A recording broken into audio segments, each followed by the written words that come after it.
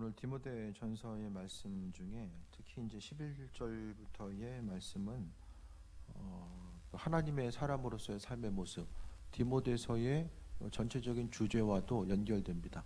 하나님의 백성들이 세상 가운데 어떠한 삶을 어떻게 살아가야 되는지에 대해서 오늘 본문 가운데 또 말씀하고 있습니다.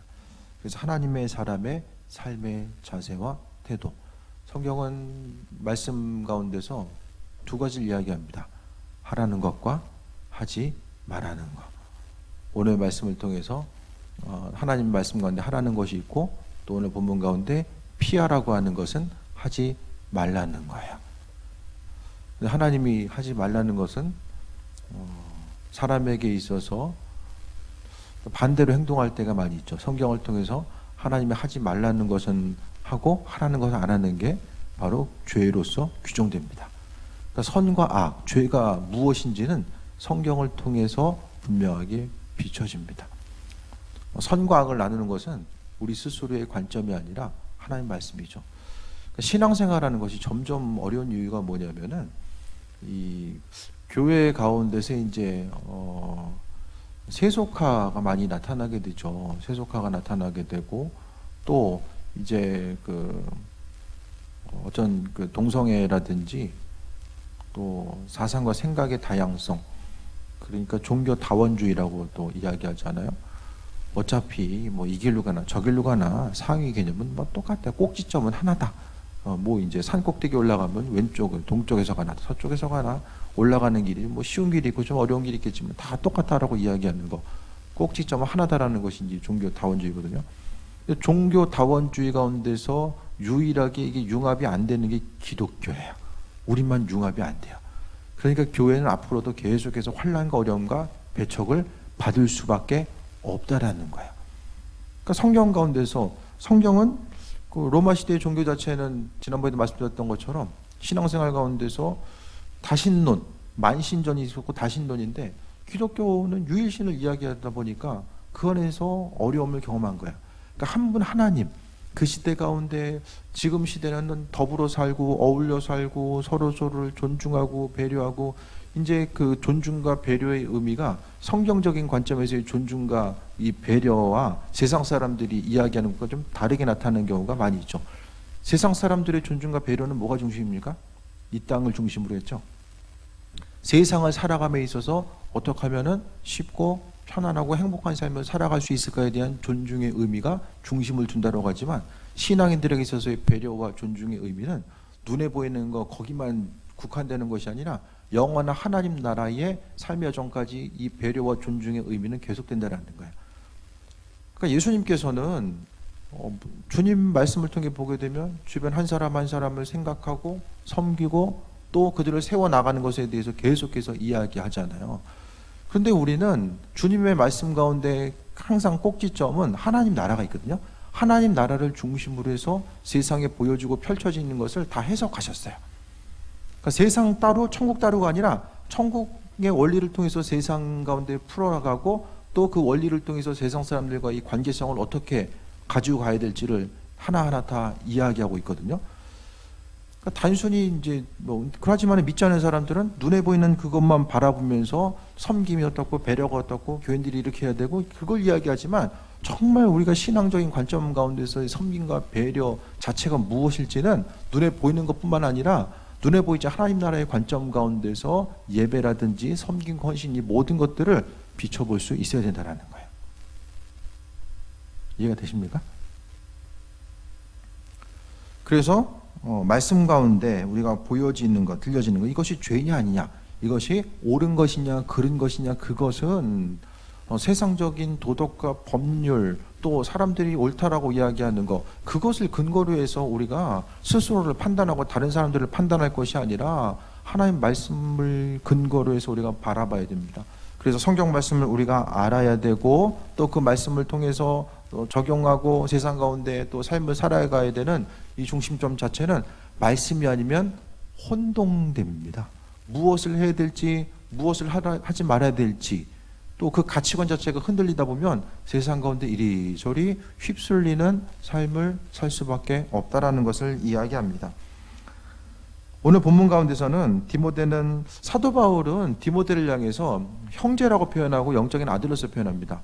그러니까 사도 바울이 서신을 통해서 형제들, 신앙 공동체를 형제들로서 표현하지만 누구는 내 형제다라고 이 개별적으로 단수의 개념으로서 형제다라고 표현한 사람은 많지 않아요. 근데 디모데를 향해서는 아주 자주 디모데가 내 영적인 형제, 그것을 이야기하거든요. 혈육이다. 이제 그렇게까지 이제 상징적인 의미성을 부여합니다. 사도 바울은 아주 디모데를 귀하게 여겼던 것 같아요. 나이 차이가 이제 많이 있으니까 그 영적으로서 이제 오늘 본문 가운데 보면은 사도 바울 이후에 디모데가 오늘 본문의 디모데 전서의 내용들은 사도 바울이 그 떠난 이후에 에베소에서 목회하다 떠난 이후에 그 이후에 이제 그 디모데가 에베소에서 목회하거든요. 그러니까 에베소 가운데 목회하고 있는 디모데에게 그가 영적으로 더 세워지고 하나님의 말씀을 어떻게 전할지에 대해서 신앙인으로서 어떻게 세워져야 될지에 대해서 이야기하는 거죠. 그런데 디모데에게 보낸 서신은 디모데 혼자만 본 것이 아니라 게시판에 붙여놨다는 거예요. 혼자만 본 것이 아니라 예를 들어서 뭐 갈라디아 지역의 교회다 하면 저희도 한번 말씀드렸던 것 같은데 혼자만 한 교회만 본 것이 아니라 회람 형태로 돌린 거예요. 그래서 그 서신들은 주변의 이제 교회들에게 강력한 영향력을 통해서 나타날 수밖에 없었다라는 것을 발견하게 됩니다. 11절 보면 오직 너 하나님의 사람아, 참 은혜가 돼요. 사도 바울이 디모데를 향해서 너 하나님의 사람아, 이 세속적인 누구누구야 이게 아니라 이 하나님의 사람, 이 최고의 칭호 아닙니까? 하나님의 사람. 구약에서도 하나님의 영이 임한 사람, 하나님의 사람, 하나님의 종, 여호와의 종, 똑같은 의미인 것 같아요. 하나님의 사람. 어떤 사람이 하나님의 사람이죠? 그 안에 하나님의 생각으로 차 있는 사람이 하나님의 사람이죠.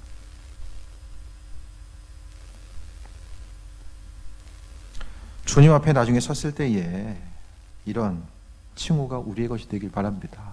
너 하나님의 사람아.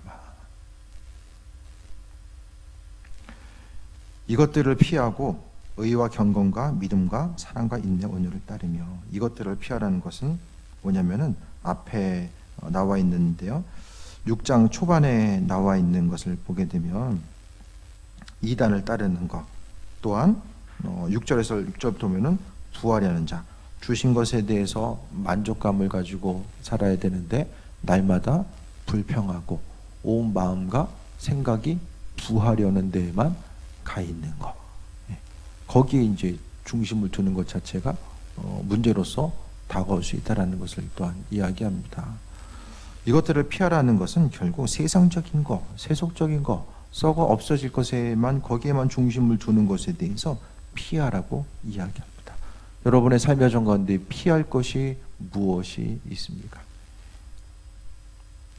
그러니까 신앙인들에게 있어서 경제적인 것에 대해서 무지하고 그냥 뭐 신앙적인 것들은 선하고 돈은 뭐 경제적인 것들은 뭔가 좀 이렇게 수준이 떨어지는 것, 그것을 그렇게 뭐 이분법적으로 나누라는 것이 아니라 삶에 있어서의 분명한 가치, 돈이 있어도 왜 있어야 되고 삶에 있어서 필요한 것들은 왜 필요한지에 대해서 분명한 목적의식을 가지고 살아갈 것에 대해서 말씀하고 있거든요.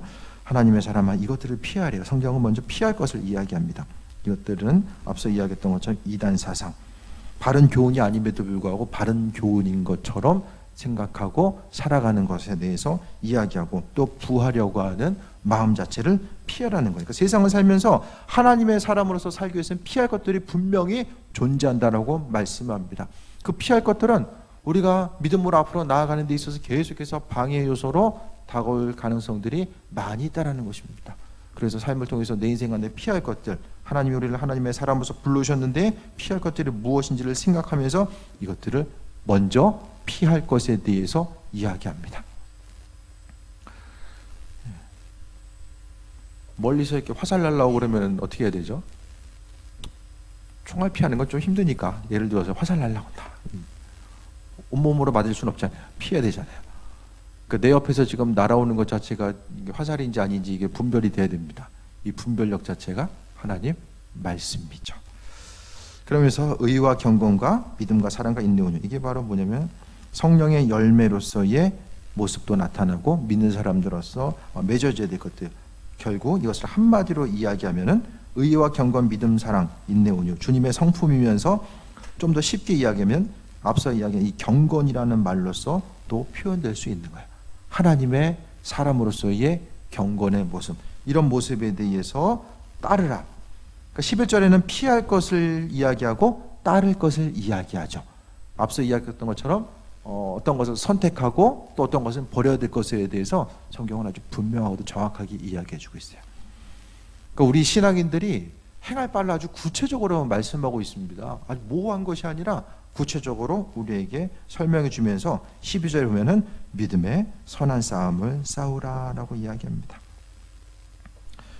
믿음의 선한 싸움을 싸우기 위해서는 뭐가 선행돼야 됩니까? 말씀을 통해서 스스로의 정체성 자체가 분명히 성립이 돼야 돼요. 하나님의 말씀이 없으면 싸울 거리가 안 보여요. 뭐 싸우고자 하실 것도 없어요. 말씀이 없으면 그냥 동화돼서 사는 거예요. 선인지 악인지 그것에 대해서 분별할 수 있는 능력이 없기 때문에 싸울 것이 없습니다. 신앙생활 한다는 건 정말 싸울 것이 많은 삶을 이야기하거든요. 믿음으로 가지고 있는 것, 삶의 여정 가운데 내가 하나님 말씀대로 한번 인생을 살아봐야 되겠다라고 하면 걸림돌로 작용하는 것들이 얼마나 많이 있습니까? 뭐 피하려면 얼마든지 피할 수 있겠지만은 내가 믿음대로 살고 하나님 말씀대로 살고자 있을 때에 싸워 이겨낼 것들이 너무나 많이 있다는 거예요. 그것은 지금 이 시대의 문제뿐만 아니라 그리스도 예수를 주인으로서 고백하고 내 주인이 이제 내가 아니라 주님으로서 믿음으로 고백하고 삶을 살겠다라고 하는 그 수많은 사람들, 믿음의 조상들은 그때부터 지금 이 시대에 이르기까지 많은 사람들이 믿음대로 살고자 했을 때에 다른 사람들이 이해할 수 없는 행동, 중세 시대에도 보면 그때 이제 수도원 운동에 대해서 이제 있는 것에 대해서 다 가난한 사람들에게 나눠주고 수도원 가서 오로지 그냥 기도하고 말씀, 뭐 수도원 운동이 좋다 나쁘다를 떠나서 어쨌든 간에 삶을 통해서 수도원으로 들어가는 것 자체를 많은 사람들이 이해하지 못하는 그런 일들. 그래서 교회 역사 가운데 카톨릭에 있어서의 초대의 교회 역사들을 이제 우리 교회로 이제 가지고 들어온다라고 했을 때 많은 사람들이 요즘에 이제 그 초대교회 역사를 조금 공부하면서 보게 되면 말씀을 통해서 하나님 말씀이 깨달아 알게 되고 그 말씀을 통해서 주님께서 걸어가셨던 그 길을 온전히 따라가기 위해서 많은 이들이 자신의 소유를 뒤로 하고 또 주님을 바라봤던 이 많은 일들을 이야기합니다. 그러니까 세상 사람들은 이해하지 못하는 그런 행동들, 그것이 바로 믿음의 선한 싸움으로 연결될 때가 많이 있다는 것을 이야기합니다. 믿음의 선한 싸움을 싸워야 되는 것은 영생을 취하라라고 말합니다. 하나님 나라, 영원한 생명이 아니면 세상 가운데 싸울 일들도 별로 많지 않을 거예요. 신앙인들의 삶, 우리가 왜 예배를 하나님 앞에 나와서 예배해야 되고 왜 기도해야 되고 또 믿음의 영역 가운데 승리하는 삶을 살아야 되냐? 한 세상 살다 끝이라고 한다면 믿는 사람이나 믿지 않는 사람이나 다를 바가 뭐가 있습니까? 믿는 우리들의 삶의 여정 가운데 예배가 중요한 것은 하나님 나라와 연결되기 때문이에요. 한 세상 살다가 뭐 하루 더 살고 덜 살고 이게 뭐 중요한 사람도 있겠지만 그거보다는 우리 하나님 나라에 대한 소망함과 기대함을 가지고 살아가기 때문에 오늘 말씀을 통해서 사도 바울은 디모데에게 믿음의 선한 싸움을 싸워야 되는 것에 대해서 영생을 취하라는 것과 연결지어서 이야기합니다. 하나님 나라의 백성으로서의 믿음의 자존감과 또 그 선한 싸움을 싸우고자 했을 때 힘들고 어려운 고난의 순간이 계속해서 있다라고 할지라도 하나님 나라에 대한 소망함과 기대감을 가지고 그 영적인 싸움을 이겨나갈 것을 이야기합니다. 12절에 다시 보면 이를 위하여 내가 부르심을 받았고 믿음의 선한 삶과 영생을 위해서 디모데는 부름을 받았다라고 이야기합니다. 많은 증인 앞에서 선한 증언을 하였도다라고 합니다. 신앙인의 삶은 삶을 통해서 내 인생 가운데 믿음의 선한 싸움을 해야 될 것이 무엇일까에 대해서 좀 돌아봐야 됩니다. 삶의 순간순간마다 내가 이기고 싸워 나가야 될 것들이 뭔가. 교회 예배로 인해서 욕하는 수많은 사람들. 그래서 조금 좀 다른 사건들이 터지면서 좀 뭔가 좀 잠잠해지는 것 같아요. 예배 때문에 교회를 욕하는 수많은 사람들. 요즘에 이제 보면 그 사람들은 평소에도 교회 욕하던 사람들이었어요. 제가 보기에는 댓글들이 있잖아요. 그래서 요즘에 한동안 스트레스 받아서 안 봤는데 요즘에는 그냥 마음이 조금 여유가 생기니까 저 사람들은 무슨 얘기하지? 딱 봤어요. 근데 구구절절 이야기하지만은 참 좀 안타깝다 그런 생각이 좀 들었어요. 나중에 다 누구나가 다 주님 앞에 설 수밖에 없잖아요. 단편적으로 이해하고 생각하고 하나님 나라를 욕하고 교회와 교인들을 욕하는 그들을 향해서 좀 안타까운 마음이 좀 들었어요. 왜 이럴까라는 이런 분노의 생각보다는 정말 좀 안타까운 마음들.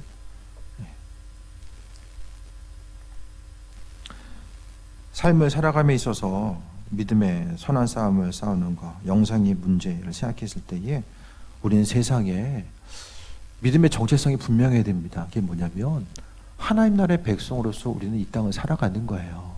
그러니까 힘든 거예요.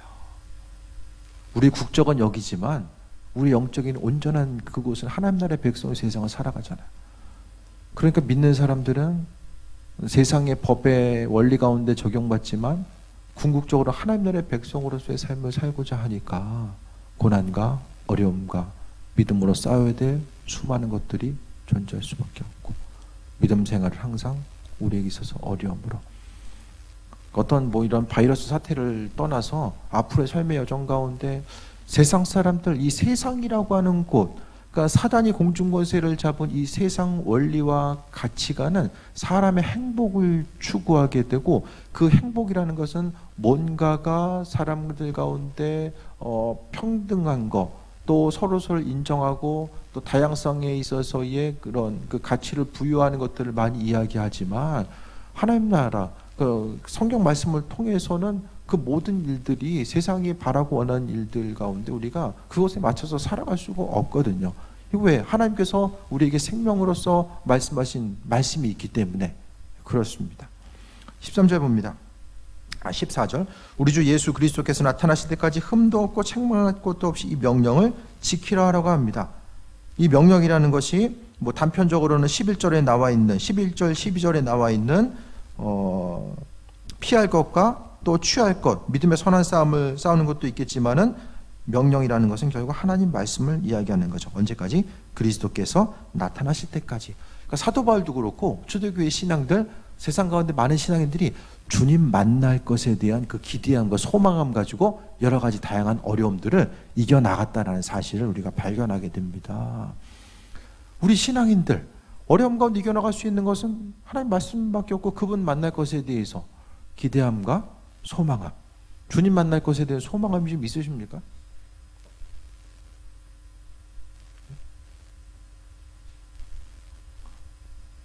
천국 가면 누구 먼저 제일 만나고 싶으세요?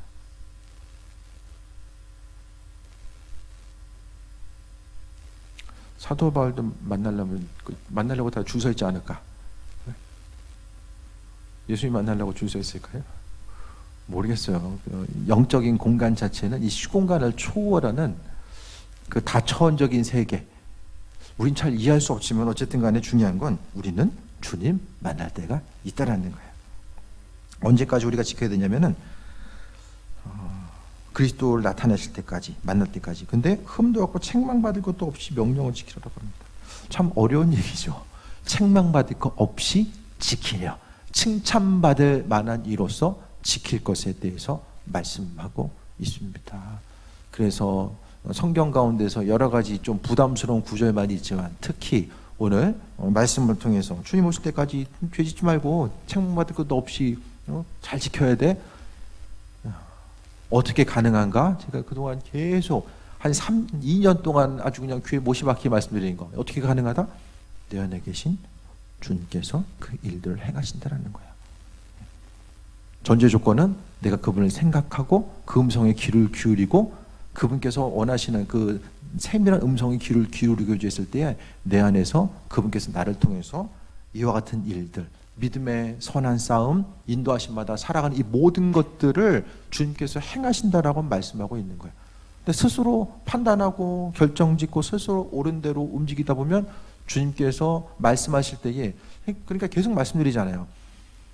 교회든 직장이든 어디서 무엇이든지 간에 그 작은, 크고 작은 선택들 자체가 주님 원하시는 것인지 반드시 기억을 하고 그것에 믿음으로 반응하는 것 자체가 바로 신앙생활에 승리하는 모습입니다. 주님과의 관계성이고 교제예요. 주님은 여러분 인생에 언제 필요합니까? 문제 생겼을 때 수습할 때만 좀 필요합니까? 아, 주님 이 문제 생겼으면 이거 수습해 주시고, 저 문제 생겼, 그럼 주님 찾으려면 우리 맨날 문제가 생겨야 되고, 그 문제가 있어야지만 주님 만나고. 그럼 주님 어떤 존재입니까? 우리 인생 가운데 문제로 서로 연결된 사이입니까? 주님과 우리는? 문제 없으면 남남입니까? 내 인생의 기쁜 순간, 그분 어디 계십니까? 누군가가 주인 되어서 내 삶의 문제를 선택하고 나아가야 될 때 주님께서는 어떤 역할, 내 인생 가운데 주님의 위치는 어느 정도의 위치를 지금 차지하고 있습니까? 조금 더 쉽게 우리의 삶의 여정 가운데 예수님을 주인으로서 인정해 드리며 삶을 살고 있고 신앙생활을 하고 있습니까? 내가 입술로 고백하는 예수님 내 삶의 주인입니까? 그게 출발이야. 믿음 생활의 출발. 주인은 누구냐? 그래서 우리가 지금 갈매생기도 하는 것도 주인이 누구인지에 대해서 분명히 그걸 잊지 않고 각인시키기 위해서 우리가 기도하는 거잖아요. 문제 해결 받으려고 기도하는 게 아니에요. 기도의 모습은 주님 만날 때가 분명히 가까운다라는 것을 기억하고, 주님은 책망받을 것 없이 명령을 지키라라고 하는데 내 스스로의 관점과 방법 가지고 책망받을 수밖에 없죠. 삶의 모습 자체가. 그럼 어떻게 됩니까? 성경과는 날마다 반대되는 삶을 살 수밖에 없습니까? 그것이 아니라 항상 주인의 자리를 점검하라는 거야. 15절에 기약이 이르며 하나님이 그의 나타나심을 보이시리니 때가 되면 하나님이 나타나신다라고 합니다. 이 땅에서 주님을 볼지 우리가 죽음 이후에 주님을 만나게 될지는 모르지만 분명하게 그의 나타나심을 보이신다라고 말씀하셨고, 15절에 하나님은 복되시고 유일하신 주권자시며 만왕의 왕이시고 만주의 주시다. 하나님은 15절을 통해서 주권자이시고 왕이시고 주인이시다라는 사실을 강조하고 있습니다. 15절에 갑자기 하나님이 주인 되시고 왕 되신다라는 것을 지금 왜 이야기하고 있죠? 여러 가지가 있겠지만 하나님 말씀을 중심으로 해서 살아야 되는 이유, 그것에 대해서 말씀하고 있고, 또 명령을 지키라는 것 자체가 하나님이 주인 되시기 때문에 명령을 지키라는 것도 있지만, 또 한 가지는 주인 되신 그분께서, 하나님 아버지께서 내 안에 계실 때만이 이 모든 영적인 싸움, 또 우리가 말씀대로 움직이고 선택하고 행동할 수 있는 모든 것들이 가능하기 때문입니다. 그래서 사도 바울은 디모데에게 하나님은 주권자 되시고 왕이시고 주인이시다, 이것에 대해서 지금 원래 본문 한 구절을 통해서 강조하고 있는 거예요. 그래서 한 절에 똑같은 것 세 번 반복되면 이건 절대 강조예요. 결코 흔들림이 없는 성경 구절 한 구절 한 구절은 흔들림이 없지만 오늘 특별히 더 강조하고 있는 것 자체가 하나님은 누구인가, 그것에 대해서 인정할 것에 대해서 말씀하고 있고, 삶의 순간순간마다 우리가 두려워야 될 것이 뭐냐라는 것을 분명하게 말씀하고 있습니다. 기쁨의 요소, 두려움의 요소, 이게 무엇입니까? 여러분 삶의 여정 가운데 하나님만이 주인이시고 그분께서는 보이신다, 반드시 보이신다, 왕 되시고 주인 되시기 때문에 반드시 보이신다라고 말씀합니다. 우리가 교회 신앙 공동체에 있다는 것은 그것에 대한 믿음이 있는 것을 의미하잖아요. 아버지께서 주인 되신다라는 것, 그 주인께서 내 삶을 영위해 가신다라는 것, 그 믿음이 없으면 신앙생활 어떻게 합니까? 그 믿음 없이 어떻게 신앙생활해요? 성경은 믿음대로 이루어진다라고 아주 분명하고도 정확하게 말씀하고 있습니다. 그럼 16절, 오직 그에게만 죽지 아니함이 있고, 이 길도 있고 저 길도 있는 것이 아니라 오직 그리스도 예수 그분께만 죽지 아니함이 있다라고 말씀하고 있고, 또 가까이 가지 못할 빛에 거하시고 어떤 사람도 보지 못하였고 또 볼 수 없는 이신이 그에게 존귀와 영광과 존귀와 영원한 권능을 돌릴지어다라고 16절을 통해서 말씀합니다. 하나님이 사도 바울에게 있어서는 절대 가치죠. 절대 가치. 이것저것 뭐 비교하거나 흔들리거나 전혀 망설이지 않는 절대 가치로서 인식되게 됩니다. 믿는 자로서 나라 민족을 위해서 또 사회에 교회 공동체가 예배를 드리기 때문에 뭐 예수님의 사랑이 있는데 뭐 다른 사람들을 배려하지 않는다. 그들의 생각 가운데 사랑이 그거기 때문에 그렇게 얘기하는 것이고, 우리의 심령 가운데 믿는 사람들의 마음 가운데서 생각했을 때에 우리가 믿지 않는 사람들 세상 가운데 배려하는 것 자체가 뭘까? 이한 세상 살다가 그냥 끝나는 거라면 그냥 사람들 더 건강하게 살 수 있도록 안 모이고 그냥 안 하는 것이 좋겠지만 우리 그게 아니잖아요. 하나님 나라의 영원한 관점, 영원하신 하나님 주권 가운데 모든 주권을 갖고 계신 그분, 그 인도하심, 하나님의 백성으로서의 삶을 살고자 하니까 또 어려움도 당하게 되고, 믿지 않는 사람들은 그것을 도무지 이해할 수가 없죠. 그래서 성경은 믿는 사람들은 믿지 않는 사람들을 불쌍하고 어리석게 여기고, 믿지 않는 사람들은 믿는 사람도 불쌍하게 어리석게 여김을 성경 시대부터 이미 기록하면서 지금까지 오고 있는 거예요.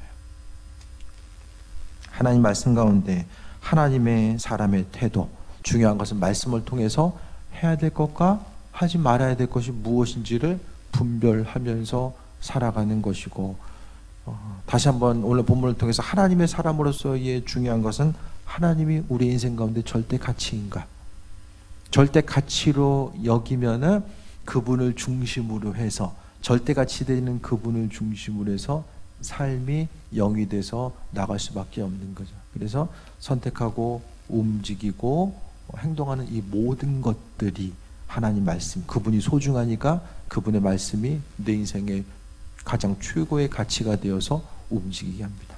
나로 하여금 말하고 생각하고 움직이고 결단하게 하는 이 중요한 기준 자체가 무엇인지에 대해서 온전히 인식되지 않으면은 믿음 생활이 점점 뭐가 됩니까?